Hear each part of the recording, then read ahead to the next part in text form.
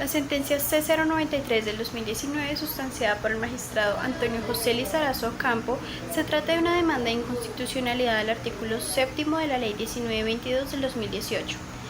Hicieron parte de esta demanda la Corporación Colectiva de Abogados José Alvear Restrepo, el Comité de Solidaridad con Presos Políticos, la Coordinación Colombia-Europa-Estados Unidos, el coordinador del equipo de incidencia jurídica y de la Consultoría para los Derechos Humanos y el Desplazamiento, entre otras muchas organizaciones.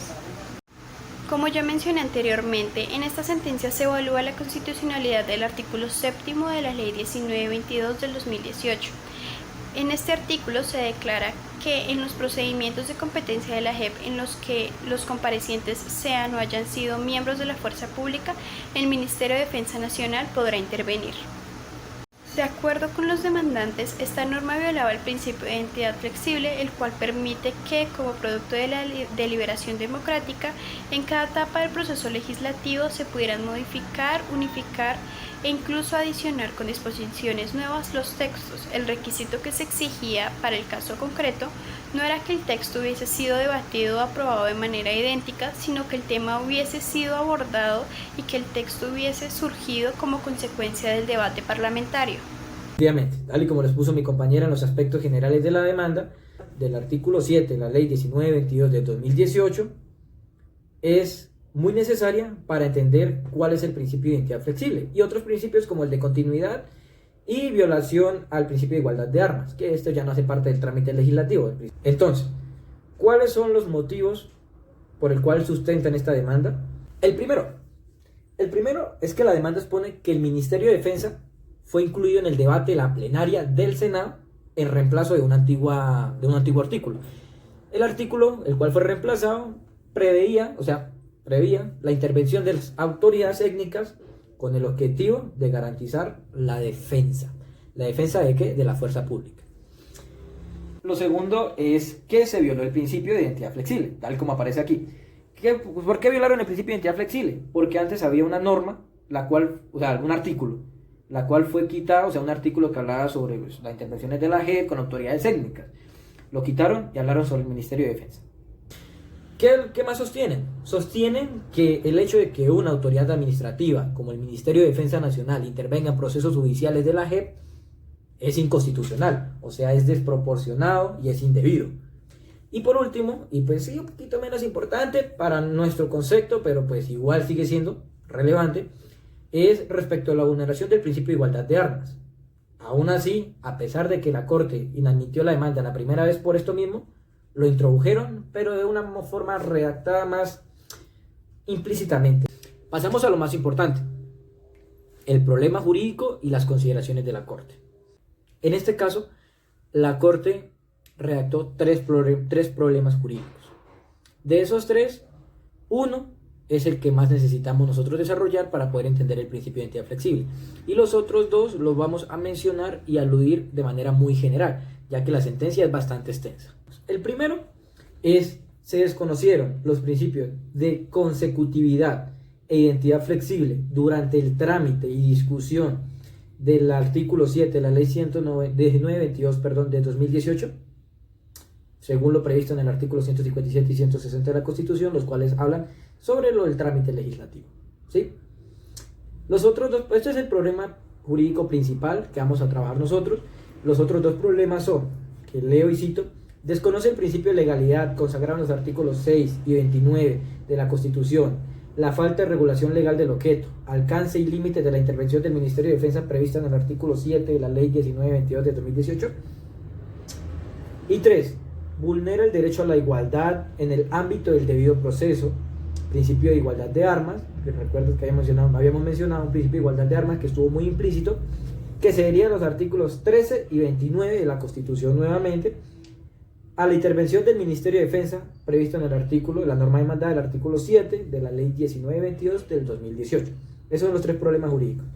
Quedó expuesto que la intervención del Ministerio de Defensa durante los procesos de la JEP, poder intervenir y tomar decisiones, no se encontraba previsto en ninguna disposición del proyecto de ley radicado por el Congreso de la República. Tampoco se encontró alguna referencia, ya sea general o específica, a esta intervención en las ponencias para primer debate de las comisiones primeras conjuntas. Durante el debate de estas primeras comisiones, se presentaron numerosas proposiciones cuyo estudio fue asignado a una comisión accidental. O sea, más sin embargo, ninguna de las proposiciones hacía referencia, o sea, a esa intervención del Ministerio de Defensa a tomar decisiones por la JEP.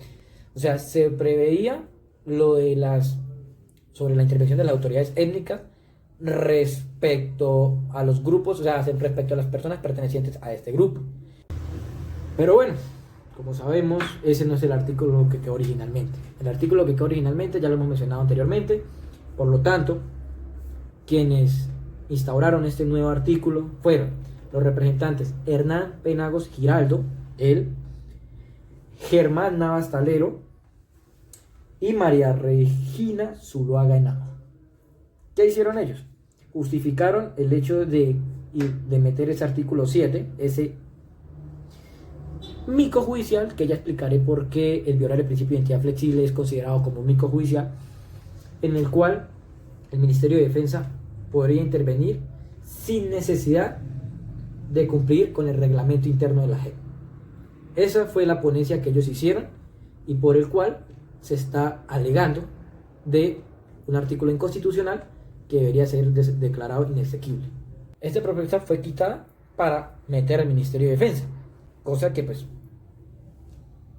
lo que es claramente una violación al principio de identidad flexible. Bajo lo dicho por la Corte, para que un proyecto sea ley debe tramitarse por regla general en 4 debates sucesivos en comisiones y plenarias.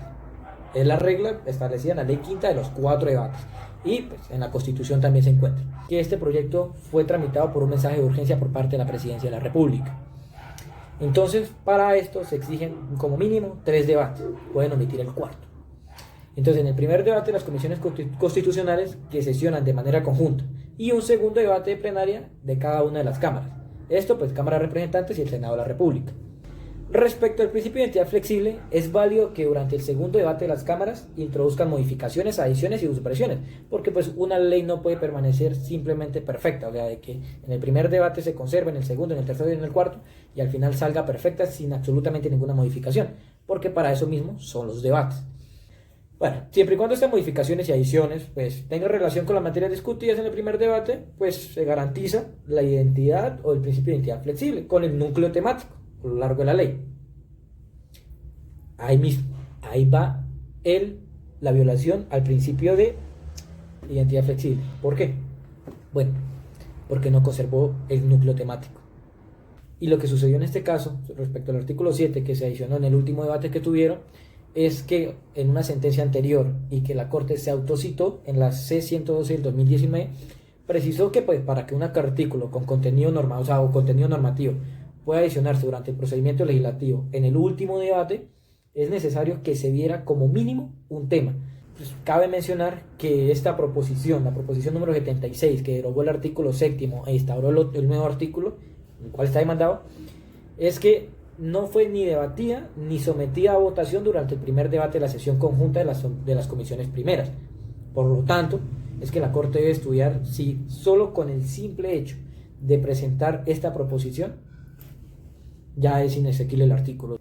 Además, en el análisis de la Corte, o sea, el principio de identidad flexible permite que como producto de la deliberación democrática en cada etapa del procedimiento legislativo se puedan modificar los textos. Entonces, ya teniendo en cuenta todo lo dicho anteriormente, la Corte Constitucional concluye que el artículo 7 de la ley 1922 del 2018 es claramente inconstitucional.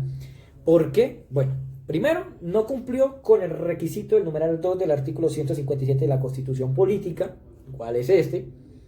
Y dos, su adición en el segundo debate en las plenarias no encuentra fundamento en el inciso segundo del artículo 160 de la Constitución, el cual es este. La Corte concluye que el artículo mencionado es inconstitucional porque primero no cumplió con el requisito del numeral 2 del artículo 157 de la Constitución y segundo, su adición en el segundo debate en las plenarias no se encuentra fundamentado en el inciso segundo del artículo 160 de la Constitución, por lo que procede a declararlo inexequible por violación de los artículos 157 y 160 que dan fundamento al principio de identidad flexible.